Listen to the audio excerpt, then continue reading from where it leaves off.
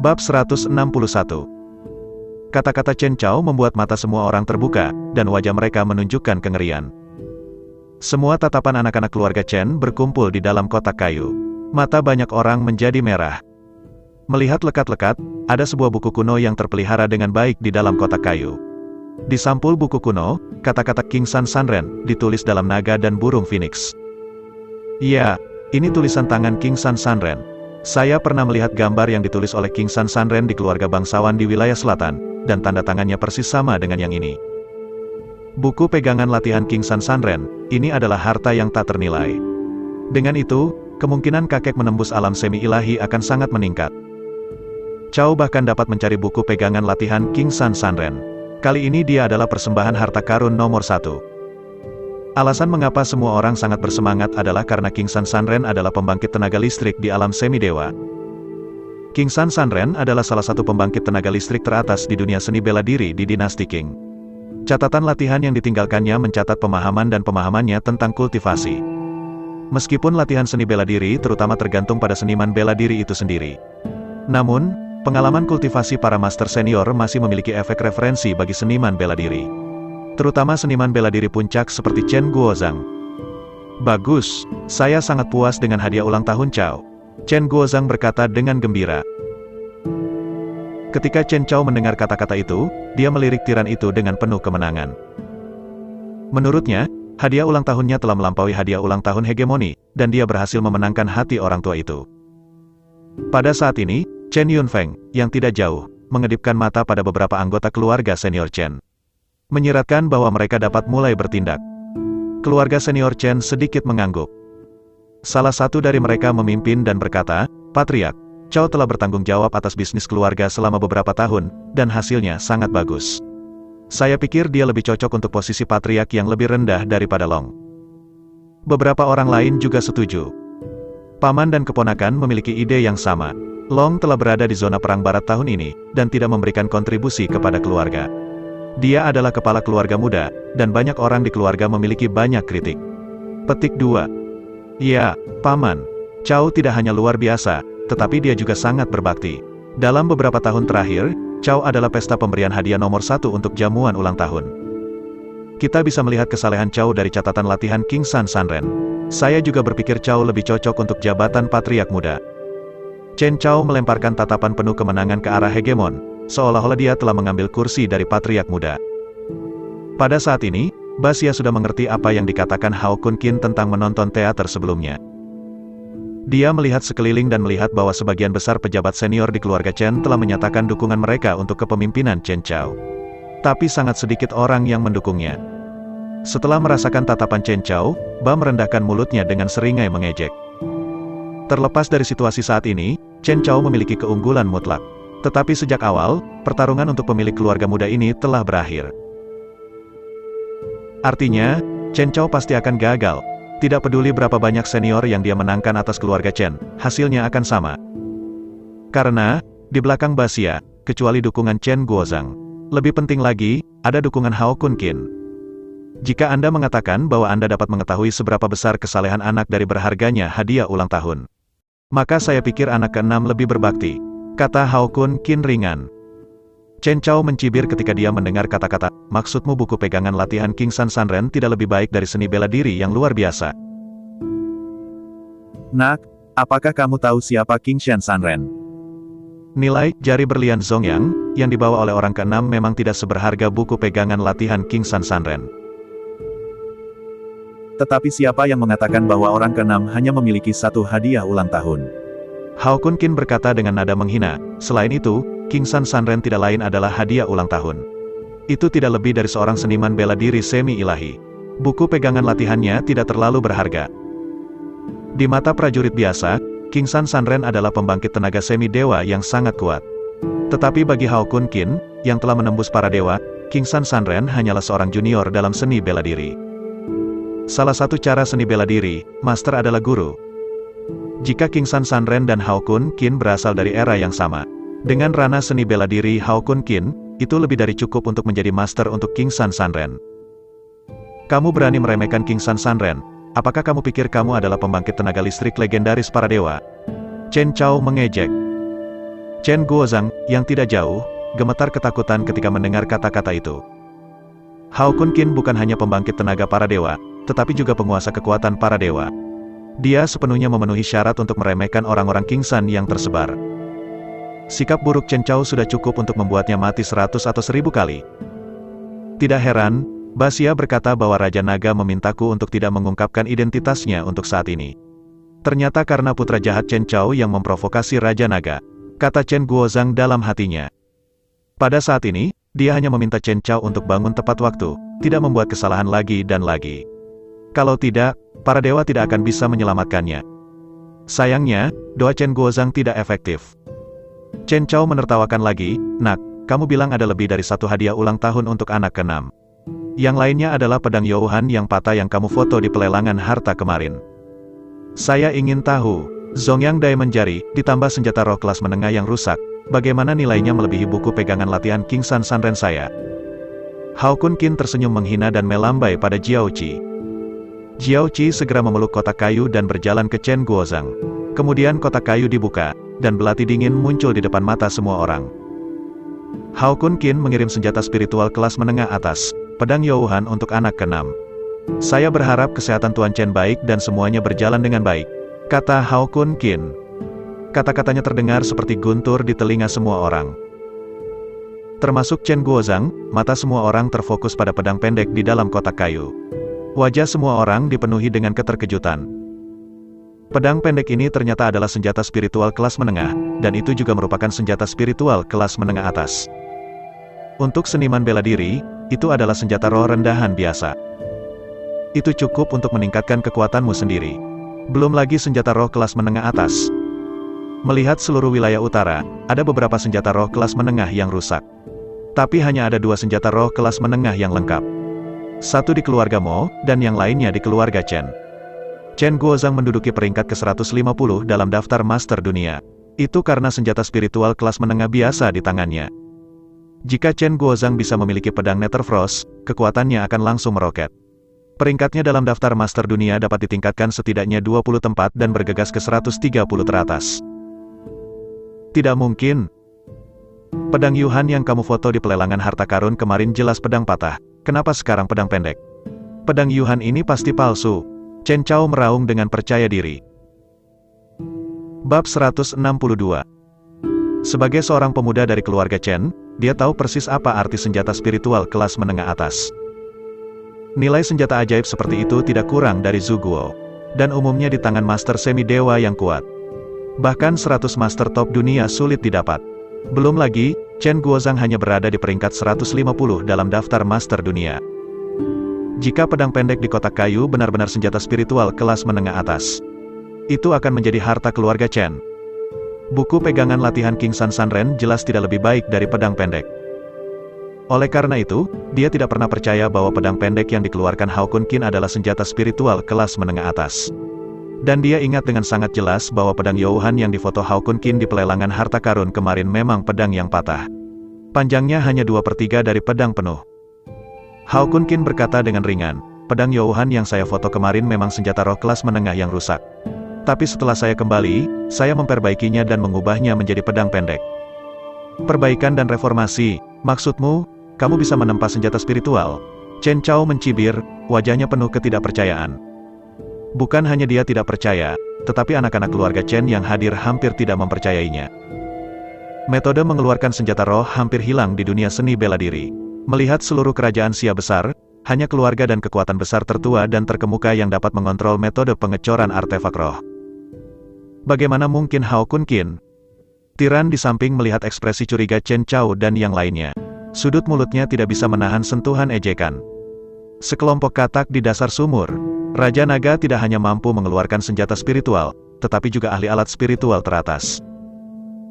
Dia telah berhasil mengeluarkan senjata spiritual terbaik. Basia mencibir dalam hatinya. Pada zaman kuno, orang-orang yang mengkhususkan diri dalam casting alat roh disebut master alat roh. Dengan hilangnya metode casting alat roh, profesi master alat roh juga secara bertahap menghilang. Dan Hao Kun Qin adalah master alat spiritual teratas. Senjata roh yang dia gunakan dibuat khusus untuk dirinya sendiri. Grade telah mencapai senjata roh terbaik. Chen Chao, jika kamu tidak percaya, coba kekuatan belati ini, kamu akan tahu. Ba Xia mencibir. Cobalah. Chen Chao berjalan ke Jiaoqi dan mengambil pedang Youhan di dalam kotak kayu. Bangkitkan vitalitas dalam tubuh dan tuangkan ke dalam pedang Youhan. Kemudian dia berbalik ke dinding di samping dan memotongnya. Mendengar suara tikaman, dinding yang keras dan tebal itu langsung tertusuk oleh energi pedang yang dipotong oleh pedang Youhan, meninggalkan bekas pedang yang menakutkan dengan panjang sekitar 1 meter dan lebar sekitar 5 cm. Semua orang melihat bekas pedang di dinding, pupil mereka semua sedikit menyusut. Chen Chao hanya melambaikan tangannya dengan santai, bahkan tidak memainkan 30% dari kekuatannya. Kemudian potong tanda pedang yang mengerikan itu. Jika dia menembak dengan seluruh kekuatannya, saya khawatir seluruh dinding bisa terbelah. Kekuatan mengerikan seperti itu, bahkan senjata roh kelas menengah biasa, tidak bisa melakukannya. Oleh karena itu, pedang pendek ini pasti telah mencapai senjata roh kelas menengah atas. Chen Chao tiba-tiba panik. Pedang Youhan ditambah keterampilan bela diri yang luar biasa, Solar King's Finger. Hadiah ulang tahun Tuan benar-benar menghancurkan buku pegangan budidaya King San Sanren yang dia kirim. Menurut pernyataan sebelumnya, bukankah dia lebih berbakti daripada dia? Pikiran Chen Chao berlari cepat, dan dalam sekejap dia memikirkan tindakan balasan. Keenam tua, temanmu pergi ke pelelangan harta karun untukmu kemarin. Selain mengambil pedang Youhan, dia juga mengambil foto Zhu Guo. Mengapa hanya ada pedang Yuhan di hadiah ulang tahun yang diberikan kepada kakek hari ini, tapi bukan Zhu Guo? Apa? Chen Chao mengalihkan pandangannya ke Hegemon, dan bertanya dengan muram. Kata-katanya penuh dengan niat jahat. Jelas ditunjukkan bahwa Ba Xia akan menyelamatkan Zhu Guo yang berharga dan bersiap untuk mengambilnya sendiri. Chen Long, Zhu Guo sangat penting bagi Great Master of Transformation Realm Pinnacle. Patriark jauh lebih dari yang Anda butuhkan. Anda mendapatkan Zhu Guo, tetapi Anda tidak mengambil inisiatif untuk mendedikasikannya kepada Patriark, tetapi Anda menyimpannya sendiri. Sangat egois. Jika Paman dapat menembus keadaan setengah dewa, itu akan menjadi hal yang hebat bagi seluruh keluarga Chen Long. Di matamu, kamu tidak hanya tidak memiliki paman, tetapi bahkan keluarga Chen. Keenam, kamu terlalu mengecewakanku. Seperti yang diharapkan oleh Chen Chao, semua orang di keluarga Chen mengkritik Hegemon, mengatakan bahwa dia egois dan kurang berbakti. Dihadapkan dengan tuduhan dari semua orang, Ba Xia menjawab dengan acuh tak acuh, Zhu Guo milik temanku, bukan milikku. Chen Chao bertanya, temanmu menghabiskan 60 miliar yuan untuk memotret Zhu Guo. Jangan bilang, uang itu milik temanmu. Bayi mengangguk dengan serius, ya, itu uang temanku sendiri. Hehe, bahkan jika itu adalah keluarga Chen saya, ada beberapa kesulitan dalam mencoba menghabiskan 60 miliar. Dengan teman Anda sendiri, dapatkah Anda menghabiskan 60 miliar penuh? Apakah Anda pikir kita semua bodoh? Anda bisa main-main. Chen Chao mencibir. Dia menoleh untuk melihat Hao Kun Qin, dan mengancam dengan dingin. Nak, masalah Zhu Guo sangat terlibat, dan itu berpengaruh pada masa depan seni bela diri kakek saya. Saya menyarankan Anda untuk mengakui hubungan Anda dengan anak keenam. Jika tidak, kamu tidak akan memikirkannya hari ini. Keluar dari rumah Chen. Untuk diam. Teriakan marah datang dari mulut Chen Guozhang. Setelah mendengar ini, Chen Chao menoleh dan menatap Ba Xia, dan berkata, kakek sudah marah dan menyuruhmu diam. Bahkan tidak mau ikut campur dalam interogasi temanmu. Aku menyuruhmu diam. Chen Guozhang muncul di sebelah Chen Chao dalam sekejap mata. Dia melambaikan telapak tangan kanannya dengan seluruh kekuatannya dan menamparkan wajahnya dengan keras. Terjebak. Tamparan keras di wajah menyebar ke seluruh villa. Chen Chao ditampar ke tanah secara langsung, mulutnya penuh darah, dan citranya sangat menyedihkan. Kamu berani mengancamnya, apakah kamu tahu siapa dia? Chen Guozhang menunjuk Chen Chao dan meraung dengan marah. Meskipun Hao Kun Qin memintanya untuk tidak mengungkapkan identitasnya, dia benar-benar tidak bisa menyembunyikannya lagi. Aku tidak bisa menyembunyikannya lagi. Chen Chao kini mulai mengancam Hao Kun Qin. Jadi Chen Guozhang mengambil gambar. Bukankah dia teman anak keenam? Chen Chao menjawab dengan ekspresi cemberut. Setelah mendengar ini, Chen Guozhang melambaikan telapak tangan kanannya lagi dengan marah, dan memberi Chen Chao tamparan keras lagi. Dia adalah tamu terhormat yang saya sebutkan sebelumnya. Bos ke-6, Panglima Longting di Teater Barat. Chen Guozhang berkata dengan sungguh-sungguh. Komandan Longting. Pupil mata Chen Chao melebar dalam sekejap, dan ada kepanikan yang tak terbatas di wajahnya. Sebagai seorang pemuda dari keluarga Chen, dia secara alami telah mendengar tentang prestise Komandan Longting. Itu adalah panglima yang kuat untuk melindungi negara. Pembangkit tenaga listrik tak tertandingi dalam daftar dewa di dunia. Dan dia bahkan mengancam Hao Kun Qin barusan, mengatakan bahwa dia tidak mengakui hubungannya dengan anak keenam, jadi dia ingin meninggalkan keluarga Chen.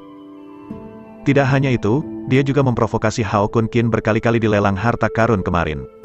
Setelah pelelangan selesai, Li Zexu dan Hao Kun Qin diperintahkan untuk menyeret mobil, dan mereka menggeledah akun setelahnya. Tepat sebelum jamuan ulang tahun dimulai, dia juga memerintahkan Pan Lao untuk melakukan sesuatu pada Hao Kun Qin. Kejadian ini menyebabkan Chen Chao gemetar seluruh, seperti jatuh ke dalam gua es. Bab 163. Untuk bertahan hidup, Chen Chao merangkak ke tanah di depan Hao Kun Qin dan berlutut dan memohon belas kasihan, "Komandan, tolong maafkan saya. Saya tidak bermaksud menjadi musuh Anda sebelumnya. Saya berutang 12,5 miliar kepada Anda dalam perjudian. Segera kembalikan kepada Anda. Tidak, 2 atau 3 kali lipat kembali kepada Anda. Mohon maafkan saya dan tinggalkan saya seekor anjing." Tidak hanya Chen Chao, ayahnya Chen Yunfeng dan adik laki-lakinya Chen Chong juga langsung berlutut ke tanah, memohon belas kasihan. Jika mereka menyinggung orang lain, ketiganya tidak akan takut sama sekali. Bagaimanapun, keluarga Chen adalah keluarga kedua di wilayah utara. Sebagai senior dari keluarga Chen, Chen Yunfeng memiliki posisi tinggi. Chen Chao dan Chen Chong juga merupakan anak langsung dari keluarga Chen. Bahkan jika mereka bertiga menyinggung orang-orang, mereka berasal dari keluarga besar di ibu kota. Bukan untuk kehilangan nyawanya. Tapi sekarang, mereka menyinggung Komandan Longting. Tidak berlebihan untuk mengatakan bahwa Hao Kun Qin, sebagai Komandan Longting, telah berdiri di puncak kekuatan kerajaan Xia besar. Selama dia mengucapkan sepatah kata pun, apalagi ketika Chen Chao, bahkan seluruh keluarga Chen akan musnah. Chen Guozhang memandang ketiga Chen Chao yang berlutut dan memohon belas kasihan, dengan ekspresi yang sangat jelek di wajahnya. Terutama ketika dia mendengar bahwa Chen Chao masih berutang Hao Kun Qin 12,5 miliar dalam perjudian, dia gemetar karena marah. Jika bukan karena cucu Chen Chao, dia ingin menelanjangi Chen Chao hidup-hidup. Hao Kun Qin melirik ketiga Chen Chao dengan acuh tak acuh, lalu mengalihkan pandangannya ke Chen Guozhang, dan berkata, "Tuan Chen, mereka semua adalah anggota keluarga Chen. Jadi Anda harus menanganinya." "Terima kasih, Panglima tertinggi," Chen Guozhang berkata dengan penuh terima kasih. Hao Kun Qin menyerahkan kekuatan pembuangan kepadanya, yang mewakili kehidupan ketiga Rao Chen Chao. Ini bisa dikatakan memberikan wajah yang cukup untuk keluarga Chen. Chen Guozhang menarik napas dalam-dalam dan berjalan ke Chen Chao. Dia melihat Chen Chao berlutut di tanah dengan satu tangan, tangannya yang lain berlari dengan penuh semangat, dan dia membanting dantian Chen Chao. Engah! Gumpalan darah merah menyembur dari tenggorokan Chen Chao. Telapak tangan Chen Guozhang langsung menghancurkan dantiannya. Biarkan dia benar-benar menjadi orang biasa tanpa basis kultivasi. Setelah menghapus basis kultivasi Chen Chao, Chen Guozhang tidak berhenti. Kemudian basis kultivasi Chen Yunfeng dan Chen Chong juga dihapuskan. Mulai hari ini dan seterusnya, ketiga Chen Yunfeng dan putranya akan dibebaskan dari semua posisi dalam bisnis keluarga. Mereka juga akan dikirim ke perusahaan pertambangan asing untuk menambang, dan mereka tidak akan diizinkan kembali ke Tiongkok selama sisa waktu. Hidup mereka, Chen Guozhang mengumumkan dengan suara dingin. Sebagai keluarga bangsawan yang telah meninggal selama lebih dari 500 tahun, keluarga Chen memiliki warisan yang sangat kaya. Bisnis keluarganya tidak hanya tersebar di seluruh wilayah utara, tetapi juga memiliki beberapa industri di luar negeri. Perusahaan pertambangan keluarga Chen berlokasi di negara kecil yang sangat terbelakang secara ekonomi. Kondisi di sana sangat sulit. Ketiga Chen Chao dikirim untuk menambang di luar negeri, dan mereka tidak diizinkan kembali ke Tiongkok selama sisa hidup mereka. Bagi anak-anak keluarga Chen, ini sudah merupakan hukuman terberat selain kematian. Mata Chen Guozhang setajam pisau, menyapu setiap keluarga Chen yang hadir. Jika dia mengeluarkan perintah seperti itu di waktu normal, pasti akan ada banyak keberatan keluarga Chen tingkat tinggi. Tapi hari ini, tidak ada yang berbicara, dan semuanya diam. Karena tidak ada keberatan, maka masalah ini diputuskan seperti ini. Chen Guozhang menyimpulkan dengan peti mati. Ekspresi Chen Yunfeng dan putranya sangat rumit, dengan keputusasaan dan kebahagiaan. Keputusasaan itu karena, mulai sekarang, kekayaan dan kekuasaan akan sepenuhnya meninggalkan mereka. Untungnya, mereka dapat menyelamatkan hidup mereka setelah menyinggung Hao Kun Qin. Ini sudah dianggap keberuntungan besar. Setelah Chen Guozhang selesai membuang ketiga Chen Yunfeng dan putranya, dia mengumumkan serangkaian transfer pekerjaan. Beberapa pejabat tinggi yang mendukung kepemimpinan Chen Chao dipindahkan ke posisi menganggur, merampas kekuasaan mereka. Untuk hegemoni, benar-benar menghilangkan hambatan. Faktanya, langkah Chen Guozhang agak berlebihan. Semua orang di keluarga Chen tahu bahwa pelindung hegemoni adalah Ratu Hao Kun Qin. Tidak ada yang berani menjadi musuh melawan hegemon. Posisi patriark keluarga Chen masa depan harus menjadi milik hegemoni. Bahkan jika dia tidak ingin menjadi kepala keluarga di masa depan, dia tidak akan melakukannya. Setelah Chen Guozhang menangani semuanya, perjamuan ulang tahun berlanjut. Itu tidak berakhir sampai larut malam. Hao Kun Qin, Yun Sigu, dan Jiao Qi tinggal di Villa Chen selama 1 malam. Keesokan paginya, Chen Guozhang secara pribadi menyiapkan sarapan yang berlimpah dan berdiri di dekat pintu kamar Hao Kun Qin, menunggunya makan. Tidak ada postur dari patriark keluarga Chen sama sekali. Setelah sarapan, Chen Guozhang memegang kartu bank di kedua tangan dan menyerahkannya kepada Hao Kun Qin dengan hormat. "Komandan, ini adalah taruhan yang harus dibayar Chen Chao kepada Anda.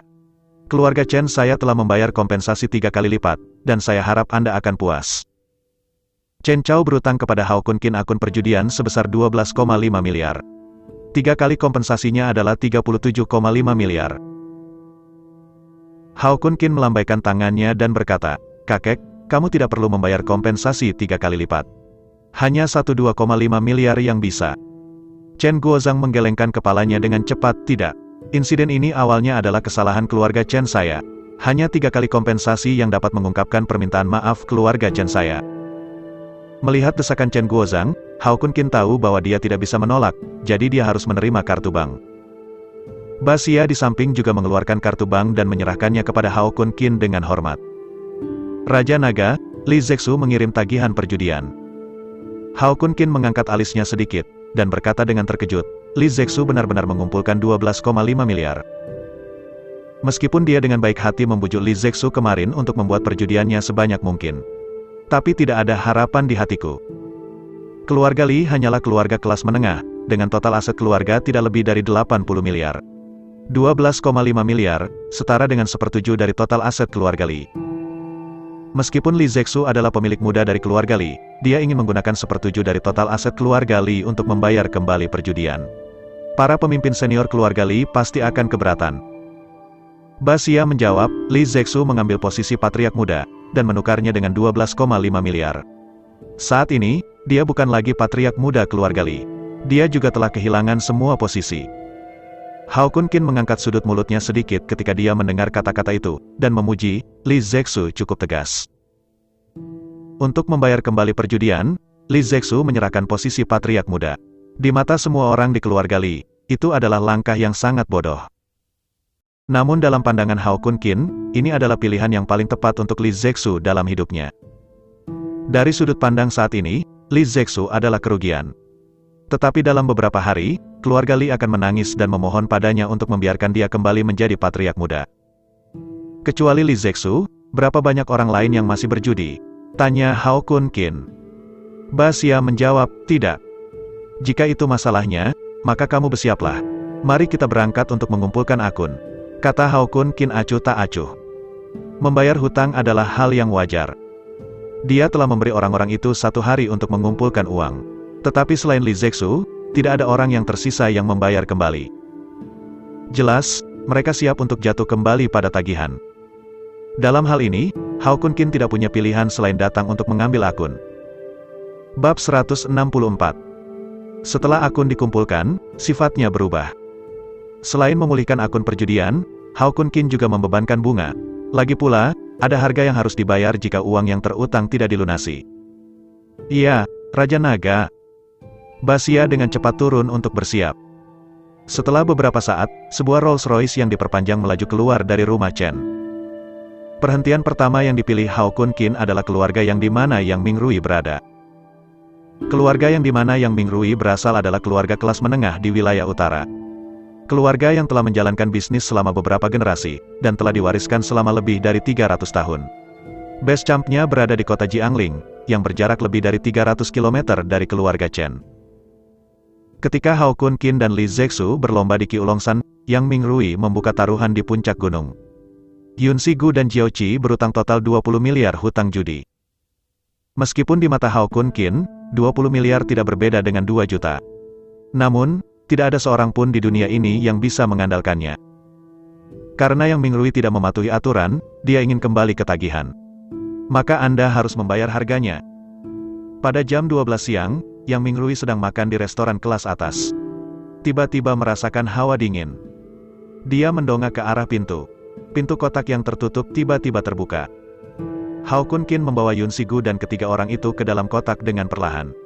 Adapun dua pengawal yang menjaga di luar kotak, mereka telah jatuh ke tanah, tidak sadarkan diri. Dengan kemampuan kecerdasan Long Ting, terlalu mudah untuk mengetahui lokasi Yang Mingrui. Itu kamu? Yang Mingrui sedikit menyipitkan matanya dan mengarahkan pandangannya ke Hegemon. Chen Long, apa maksudmu? Sebagai patriark muda keluarga Yang Mingrui secara alami tahu hegemoni. Dia berpikir bahwa Baxia adalah pelindung Hao Kun Qin dan yang lainnya. Tuan muda Yang, apakah Anda siap untuk perjudian 20 miliar? Baxia berkata dengan suara dingin. Yang Mingrui mengangkat alisnya dan pura-pura bingung. Chen Long, kamu bisa makan nasi, tetapi kamu tidak bisa bicara omong kosong. Taruhan 20 miliar macam apa? Apa yang terjadi di rumah Chen kemarin belum terungkap. Oleh karena itu, Yang Mingrui tidak tahu bahwa otoritas hegemoni dalam keluarga Chen adalah yang kedua setelah Chen Guozhang. Di mata Yang Mingrui, Baxia hanyalah orang yang dapat digulingkan dari posisi patriark muda kapan saja, jadi itu tidak perlu ditakuti. Aku akan memberimu setengah jam untuk bertemu dan mengumpulkan 20 miliar. Kalau tidak, kamu akan menanggung risikomu sendiri. Bayi berkata dengan acuh tak acuh. Chen Long, apakah Anda mengancam saya? Yang Mingrui mencibir. Di kota Jiangling, keluarga yang saya adalah langit. Anda, tuan muda keluarga Chen, yang tidak memiliki kekuatan nyata, berani mengancam saya. Percaya atau tidak, biarkan aku membiarkan seseorang membawanya. Kamu dikirim kembali ke rumah Chen. Jika di kota lain, Yang Mingrui mungkin masih takut bermain sedikit. Tetapi di wilayahnya sendiri, kepercayaan dirinya sangat memadai. Meskipun dia tidak berani membunuh Baxia, tidak apa-apa untuk memukul Baxia dengan keras. Beri kamu 10 detik untuk menghilang di depan mata saya. Jika tidak, kamu akan menanggung risikomu sendiri. Yang Mingrui mengancam dengan dingin. Baxia masih akan mengatakan sesuatu, tetapi Hao Kun Qin melambaikan tangannya untuk menunjukkan bahwa dia tidak perlu mengatakan apa-apa lagi. Yang Mingrui, bukan. Panggil seseorang. Biarkan aku belajar tentang keterampilan keluarga Yang. Hao Kun Qin memandang Yang Mingrui dan berkata dengan ringan.